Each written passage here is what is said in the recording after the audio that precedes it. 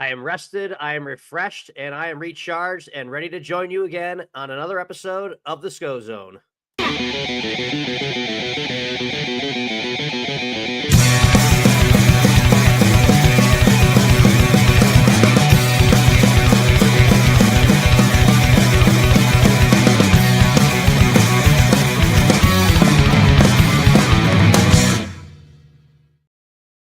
All right, everybody, welcome back to the Scho-Zone. I am your host, Ryan Schofield, coming at you live from the DeGen here. Like, subscribe, comment, share, all of that douchebag stuff that podcast hosts like myself say. It's been a while since I've said it. I took a little bit of a little hiatus. I just needed to, get refreshed, recharged, all that good stuff. A lot going on in the life of Ryan, I guess we would call it. I mean, I was not even sure if I mentioned it on the show or not. I don't even know what I say when I say it, but I got engaged in the past few months, and planning the wedding out has been, something that I've been kind of taking a priority, or, just haven't been putting as much time into this because we have, well, more important things at hand, which is, started as a small ordeal. Now it's turning into more of an actual wedding. And, those things take some time and commitment. And I would feel terrible if I was spending time, doing a podcast that maybe 20 or 30 people would follow over, trying to plan out, a really important day for my lovely soon to be wife.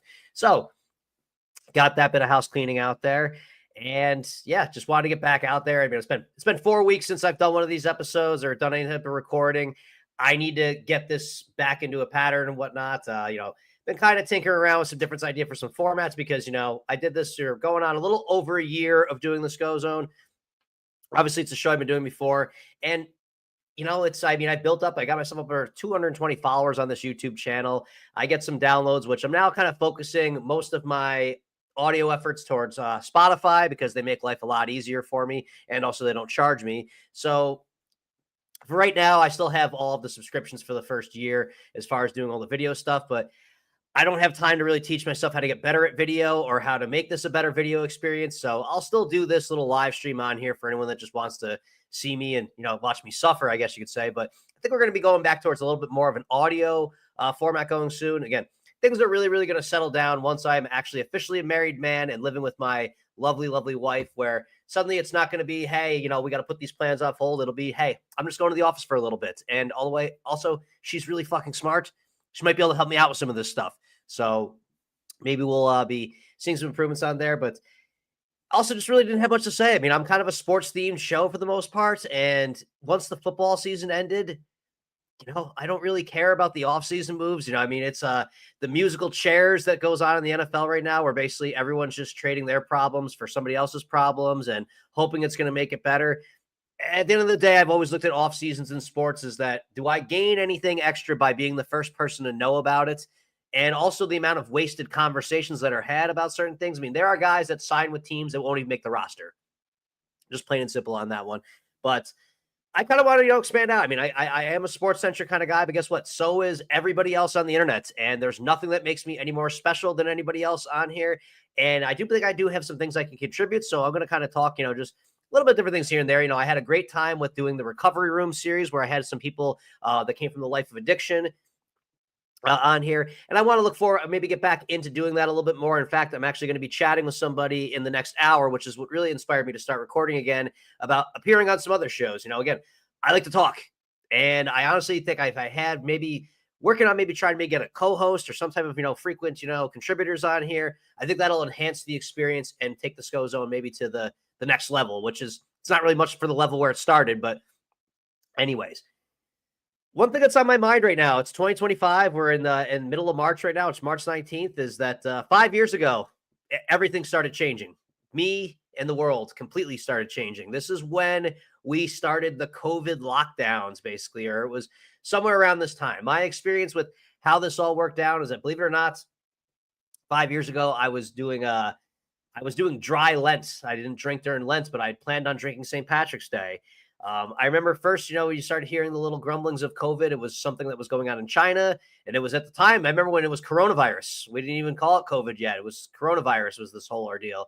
And I'm not going to get into the whole, I don't know. There's a whole broad conversation that I'm not sure. I've had stuff taken down for medical misinformation on previous channels before discussing what I think about that. But this whole thing just kind of sounded like, it was going to come and go. And I think that maybe this is when we did the 2 weeks to stop the spread thing. And I never bought the 2 weeks thing for a second. I knew that this isn't just going to correct itself. And 2 weeks suddenly started turning into 2 months. And realistically, for the next 2 years, nothing was completely right.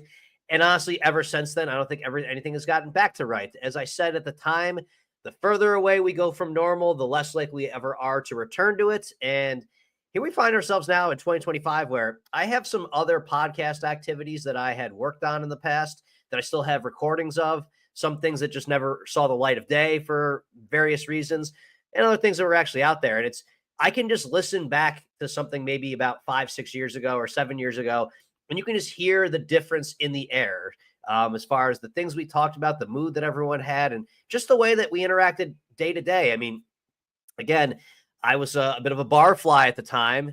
And honestly, part of the reason that made it easy to get away from that scene is that once we got re-released back into the wild, things were never the same. And you can really see that now. Now, there you see all this information now about how the younger generations don't drink alcohol as much. There's a part I always joke around that, my generation may have been the generation, the straw that broke the camel's back, as far as, we ruined everybody else's good time. But I truly believe that generation of people that turned 21 around the times of COVID, going out and mingling about, it changed so much that it stopped being as much fun. And now people do not get together as much. People became more web-based. Like I remember when COVID first started out, me and my friends had started doing Zoom calls because we couldn't, hang out necessarily. And I remember a couple of my friends saying, boy, we're never going to see this person again. If we can still just communicate without them having to go out in public, they're never going to come back. Some people, they finally got their way to, use it as the way to separate themselves from people, whether they be actually under the real fear of COVID, or whether just being the excuse that they used. People stopped interacting with each other as much.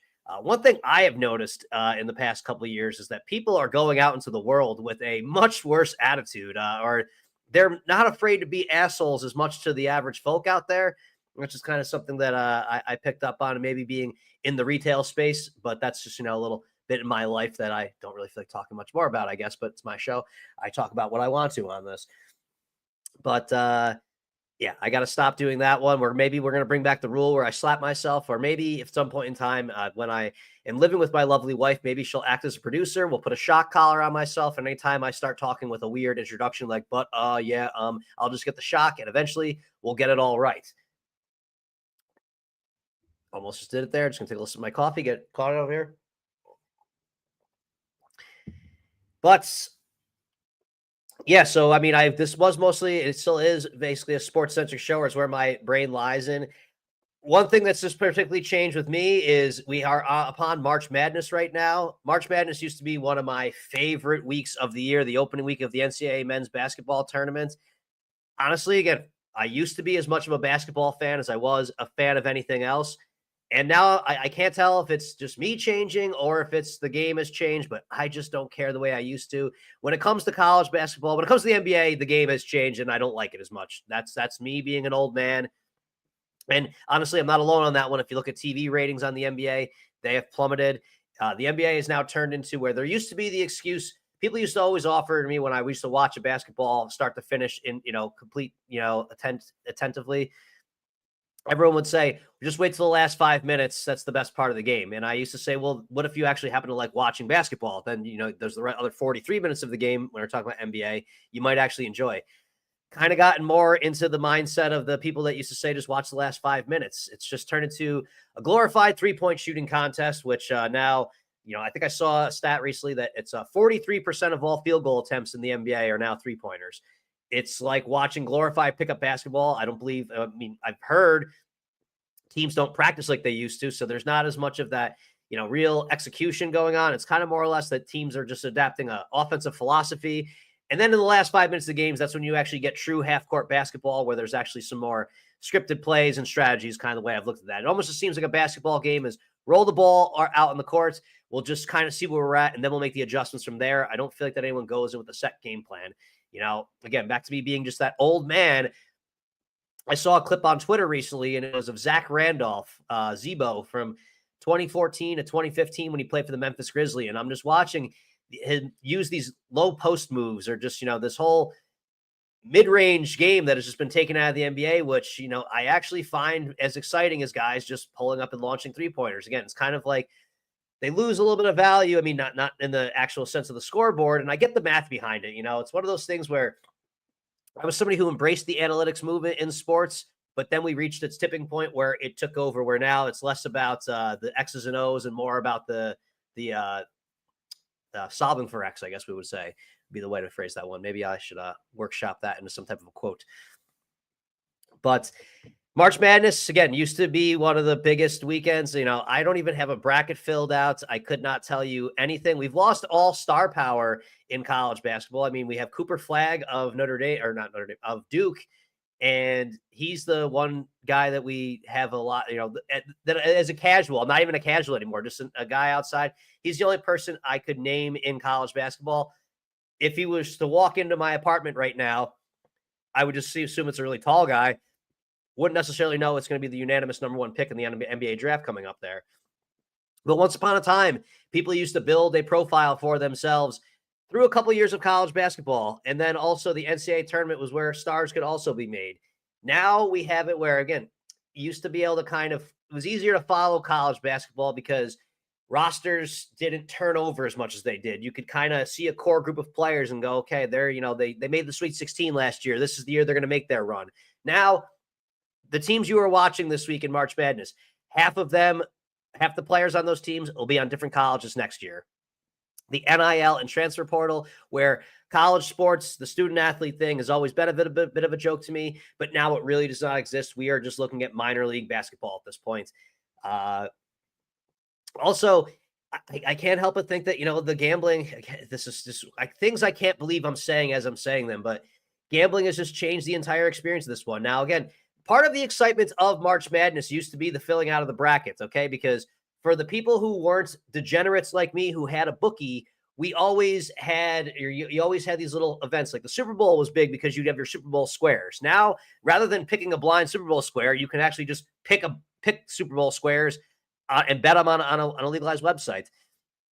March Madness was that excuse for somebody who maybe didn't get down on some action here and there to throw in $20 in the office pool, which again, just like fantasy football teams, nobody gives a fuck about your bracket, okay? And if you have multiple brackets, we especially do not give a shit, okay? You got your upset brackets, you got your I'm picking it legit brackets.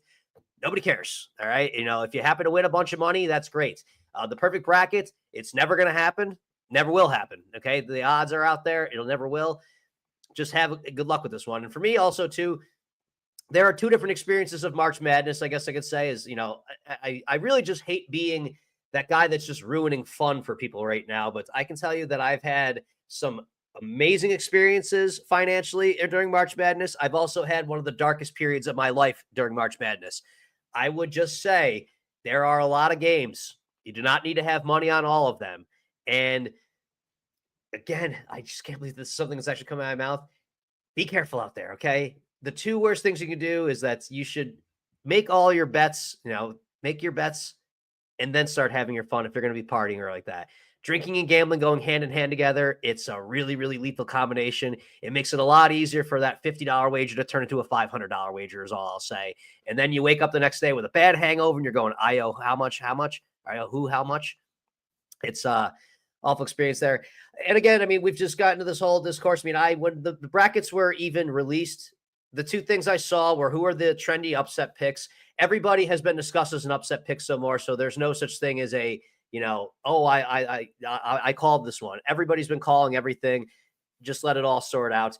I'm actually thinking about if I'm going to be partaking in the festivities this year, doing the blind to just take all the underdogs on the money line thing and just, less thinking on my part and more just letting things happen. I think is the way to go. We just got a like from somebody on there. Thank you very much. Again, let's see. Do we have any comments on here?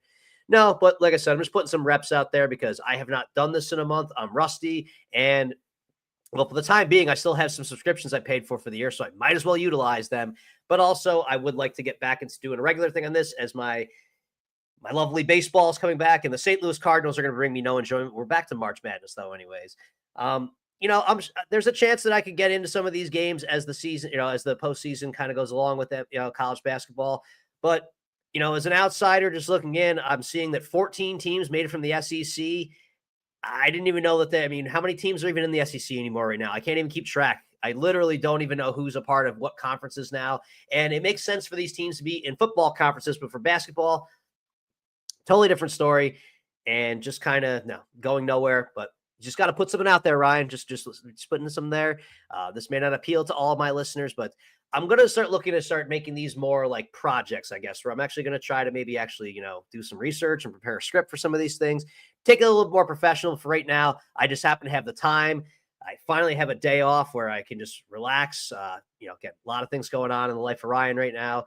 And it feels good just to, be back in studio a little bit, but mostly just kind of hanging out in the confines of my own home for a little bit with no agenda for the day. That's a feeling you can't put a price on, which is good because right now I wouldn't necessarily be able to afford it. So,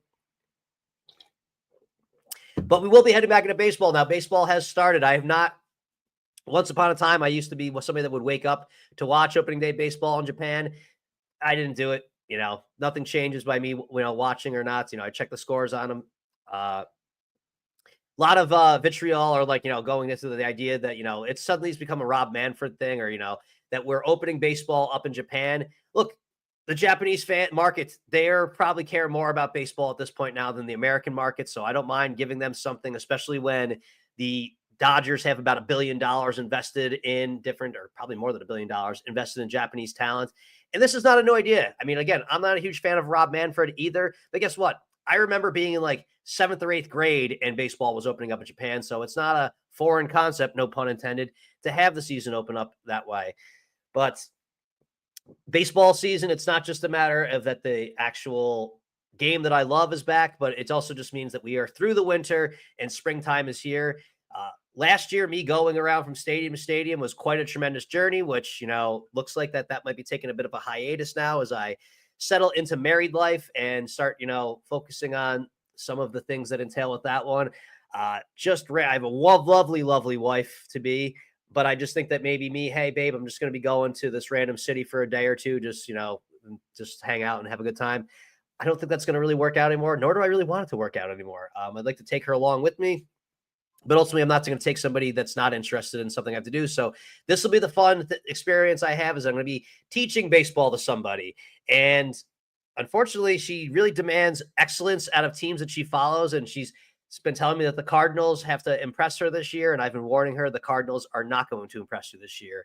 Where I plan on being able to earn a couple bucks on the side is I do not find anything wrong with betting against the St. Louis Cardinals. Well, at least if I feel that it's necessary to. If you follow a sports team and you know them closely enough, you can tell when they're not going to be winning, when they're not going to do as well. And if you are that close and, that tied to your team, I think that you should get something out of it. So I have no problem ever putting a couple dollars down against the St. Louis Cardinals. And I think that that's going to be an opportune time, thing to do this year because, well, to win baseball games, you have to score runs. And the Cardinals lineup, I just don't really see as a lineup that's going to score a bunch of runs. We got some good, exciting young players out there, which unfortunately the St. Louis Cardinals have been ruining young baseball talents in the past couple of years. Hopefully that does not continue, but maybe we'll see the next wave of Cardinals greats out there, or maybe we'll see the next wave of players who are going to be better for an opposing team or for a different team than the Cardinals, because that's been a disturbing new trend. Again, wouldn't be shocked if Paul Goldschmidt had a tremendous year for the Yankees, which would pain me on so many levels. But yeah. I just felt like I just wanted to get something out there to record. It was just a brief little episode here. I'll post the audio of this one again. So if you want to, follow me on Spotify, that's where I'm going to be, I'll still have the episodes posted on Apple, but Spotify for creators is where I'm going to start utilizing most of my stuff here. And this was just a nice little reminder myself. You got to come prepared because I just kind of talked and ranted for about 20 minutes and did not really make any points at any point in time. But for my loyal followers, that's just business as usual. Everybody, thank you for tuning in to this episode of the Scho-Zone.